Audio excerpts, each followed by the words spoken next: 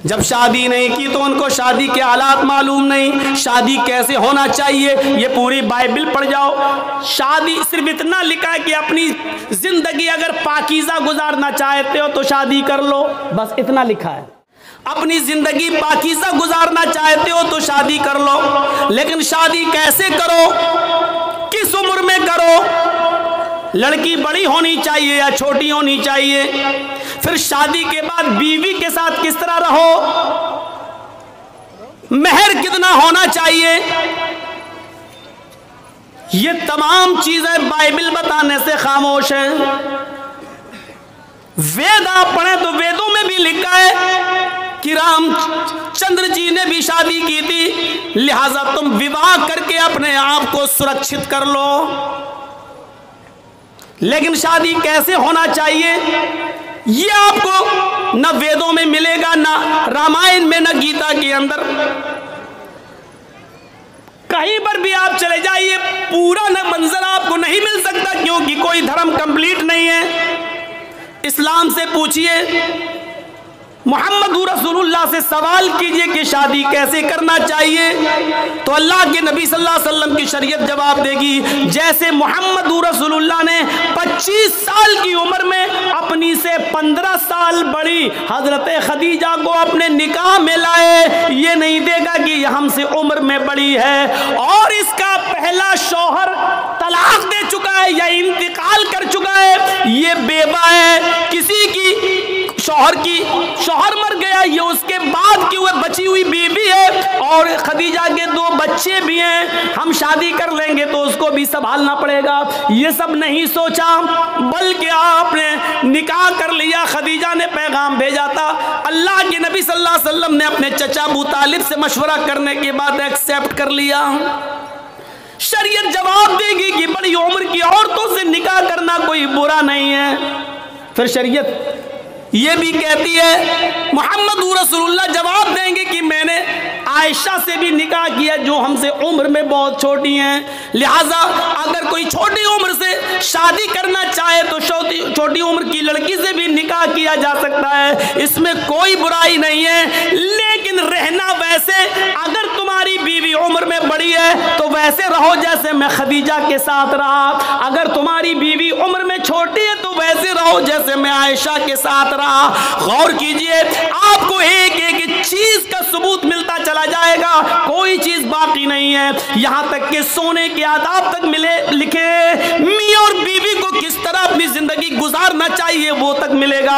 यहां तक कि मियां और बीवी के जिस्मानी और शारीरिक संबंध कैसे होना चाहिए, जनाब मोहम्मद रसूलुल्लाह ने उसको भी बाकी नहीं छोड़ा और वो भी बता दिया, क्योंकि इस्लाम एक कंप्लीट मजहब है। जैसे माँ और बाप अपने बच्चे को उंगली पकड़ के चलना सिखाते हैं, माँ के पेट से बच्चा पेशाब और पैखाना करने को, साफ करने का तरीका सीख के नहीं आता, वो अपने माँ और बाप से सीखता है। उसी तरीके से मोहम्मद रसूलुल्लाह ने भी हमें उंगली पकड़ के चलना सिखाया है, सब कुछ बता दिया है कि तुम्हें ऐसा करना है, ऐसा करना है, ऐसा करना है, ऐसा करना है। ये कंप्लीट मजहब है, कंप्लीट मजहब है इस्लाम, इसीलिए इसको मजहब कहा गया है। बाकी और दूसरे मजहब जो हैं वो मजहब नहीं है, मजहब नहीं है, इज्म है। हिंदू इज्म है, ईसाई इज्म है, जैन इज्म है। इज्म क्या मतलब होता है? जिसमें बाउंड्री ना हो, और मजहब का मतलब होता है जिसमें बाउंडेशन हो, जिसमें बाउंडेशन हो। कुछ जानवर हलाल है, खा सकते हो, लेकिन हर जानवर नहीं खा सकते हो।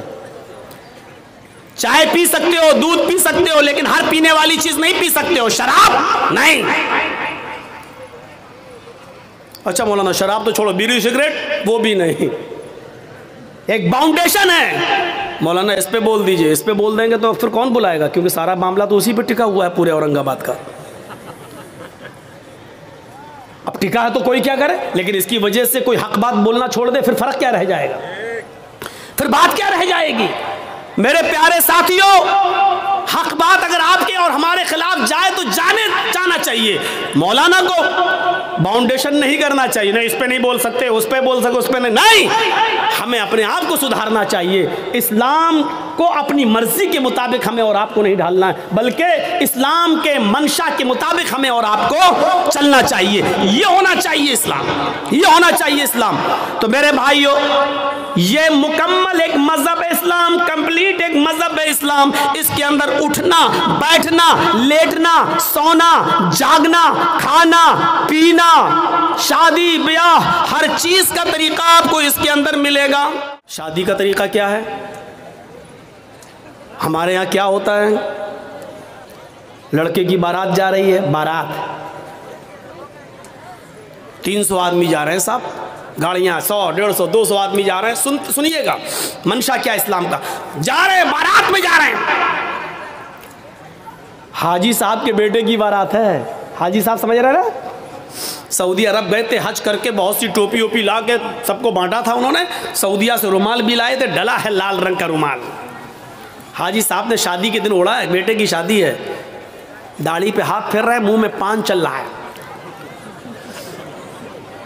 जर्जीश साहब पूछ रहे हैं, हाजी जी आज तो माशाल्लाह जवान लग रहे हो, क्या बात है, चेहरे पे बड़ी रौनक है। बेटे की बारात जा रही, मेरे बेटे की बारात जा रही।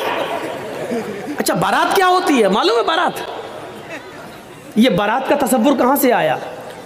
100, 150, 200 साल पहले जब हमारे हिंदू भाइयों में, जब वो अपने लड़के की बारात किसी दूसरे शहर में ले जाते थे तो डर होता था कि कहीं लूट ना जाए काफिला, कहीं ये लोग लूट, अकेले अगर लड़का लड़की शादी करके आएंगे तो कहीं लूट न लिए जाएं, सोना चांदी जेवरात लूट जाएं। तो ऐसा नहीं होता था। फिर वो लोग 100-50 आदमी को लेके निकलते थे घोड़ों पर, जो भी चीज मिलती थी उस पे जाते थे दूसरे शहर, और वहां से लड़की की विदा करा के अपने साथ लाते थे ताकि लूटे ना जाएं और काफिले वाले सामान न लूट लें। तो वहां से ये रस्म निकली और निकलते निकलते आज इसने बारात का नाम पा लिया। बारात का आज ये हाल है, एक घर से दूसरे घर में भी बारात जा रही है तो 200 आदमी चाहिए।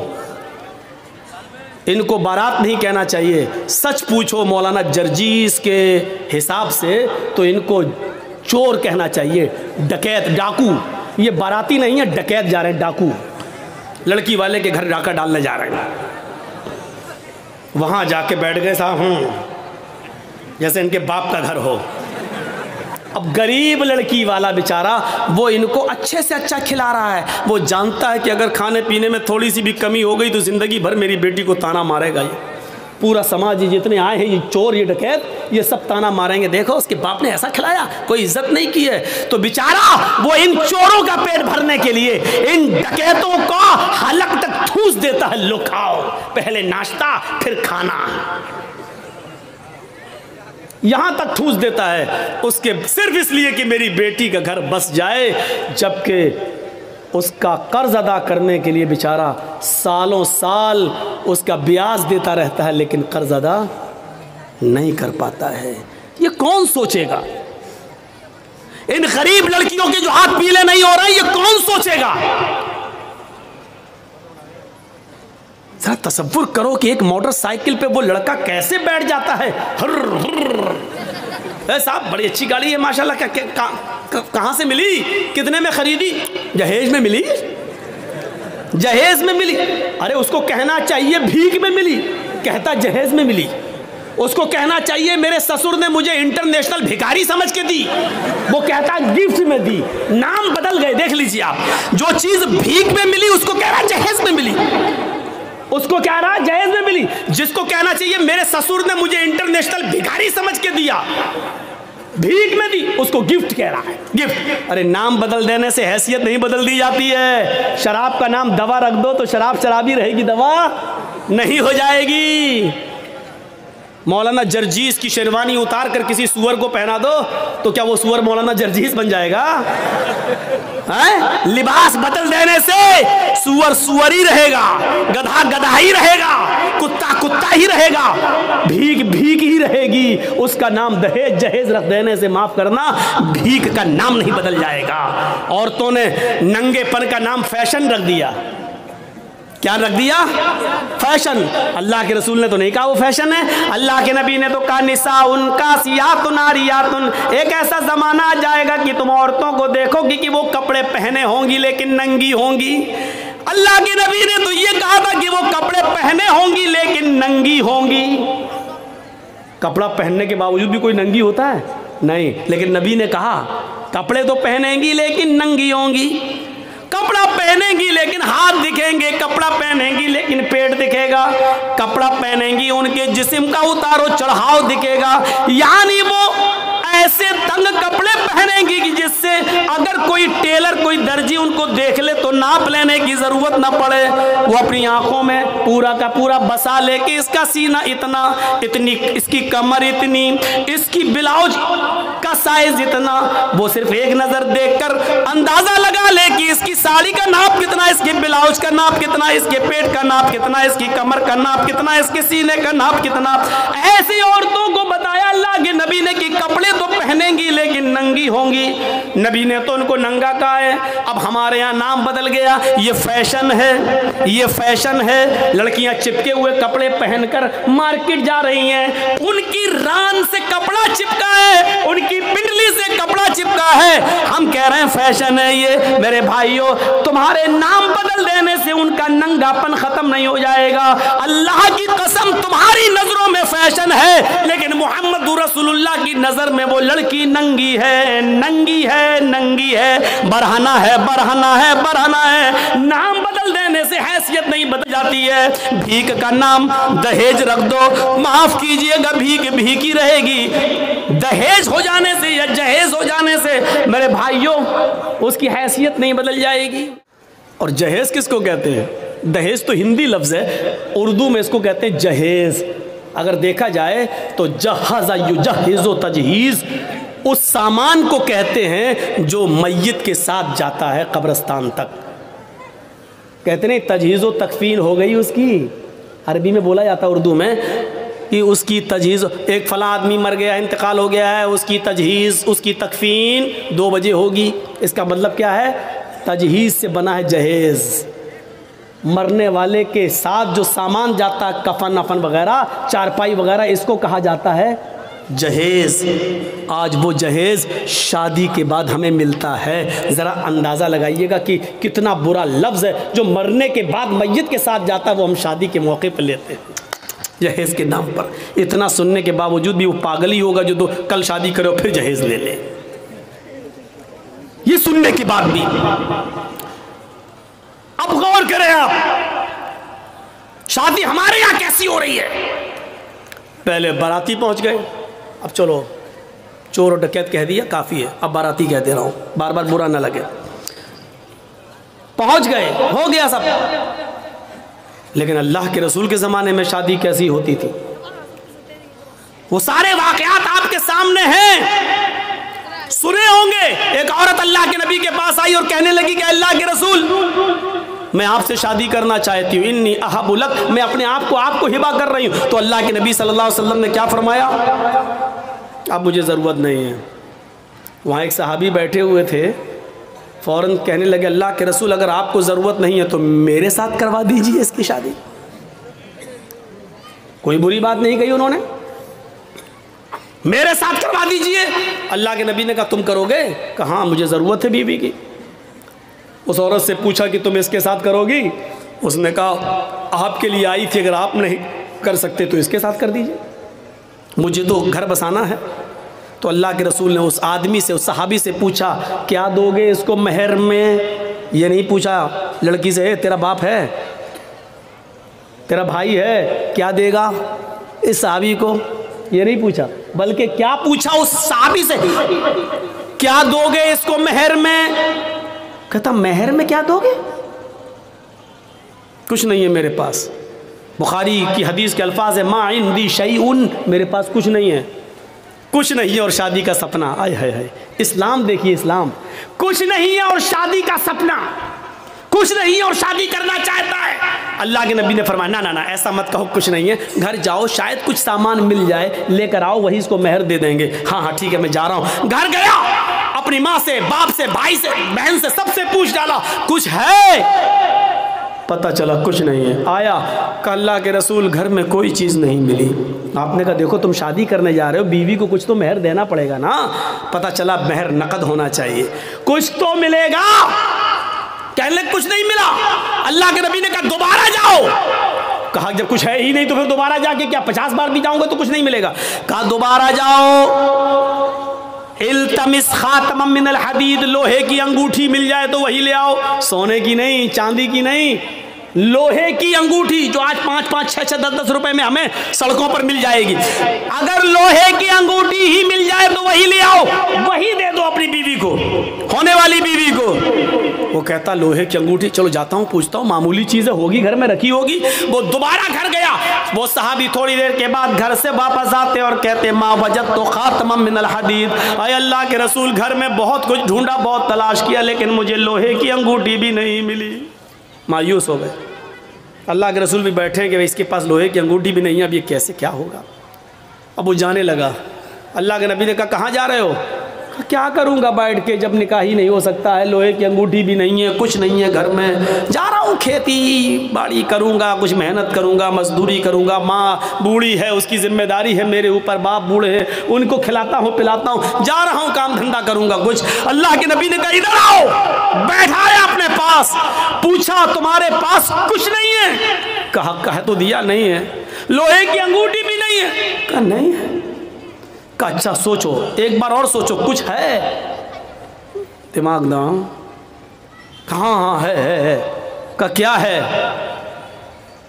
इंदी इजारुन, एक लुंगी है, तहबंद है, एक तहबंद है, लाओ लाओ लाओ लाओ, इसको दे दो, चलो वही दे दो। क्या कहता है मालूम है, वही दे दो।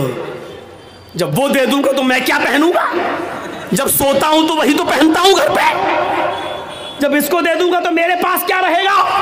तो अल्लाह के नबी ने कहा फिर क्यों कह रहे हो कि कुछ है। कहा आपने पूछा तो मैंने कह दिया वही है, उसको मैं पहन के सोता हूं, तो फिर उसको वो भी नहीं दे सकते हो। तो उसने कहा पूरा नहीं दे सकता हूं, 2 टुकड़े कर देता हूं, आधा दे दूंगा इसको। अब अल्लाह के रसूल की मुस्कुराहट निकल गई, हंसी आ गई। आधा दोगे बेचारी, आधा का क्या करेगी वो, आधा किस काम का। और जब फाड़ दोगे तो आधा तुम क्या करोगे, तुम्हारे किस काम का। किसी काम का हो या ना हो, कम से कम खेत में बिछा तो लेंगे, बैठ तो जाएंगे। बांधने के लायक नहीं रहेगा तो क्या हुआ, कम से कम जमीन पर बिछा के बैठ तो सकते हैं। पूरा नहीं दे सकता हूं मैं, दूंगा तो आधा। अल्लाह के नबी ने कहा आधा ना उसके कोई काम का, ना आधा तेरे कोई काम का। नहीं नहीं, ये तो नहीं लूंगा। अच्छा ये बताओ कुरान कितना याद है। ओहो नौजवानों सुनो, वीडियो बनाने वालों सुनो, अपने अपने कैमरों में कैद करने वालों सुनो,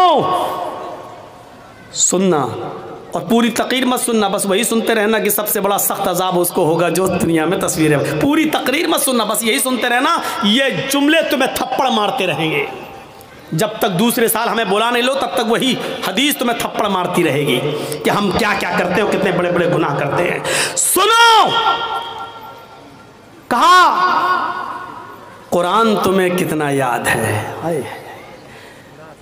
सोना नहीं, चांदी नहीं, कपड़ा नहीं, दौलत नहीं, यहां तक कि बीवी को देने के लिए लोहे की अंगूठी भी नहीं। इतना गरीब घर का सहाबी, लेकिन जब उससे पूछा कि तुम्हें कुरान कितना याद है, सर उठाता है, कहता है अल्लाह के रसूल मुझे सूरह मुल्क याद है, मुझे सूरह हश्र याद है, मुझे सूरह जुमा याद है, मुझे सूरह मुनाफिकून याद है, मुझे सूरह नबा याद है, मुझे सूरह क़यामा याद है। अल्लाह के नबी ने फरमाया क्या तुम्हें इतनी सूरतें याद हैं। कहा हाँ। आपने कहा क्या तुम मुझे मुंह ज़बानी बगैर देखे सुना सकते हो।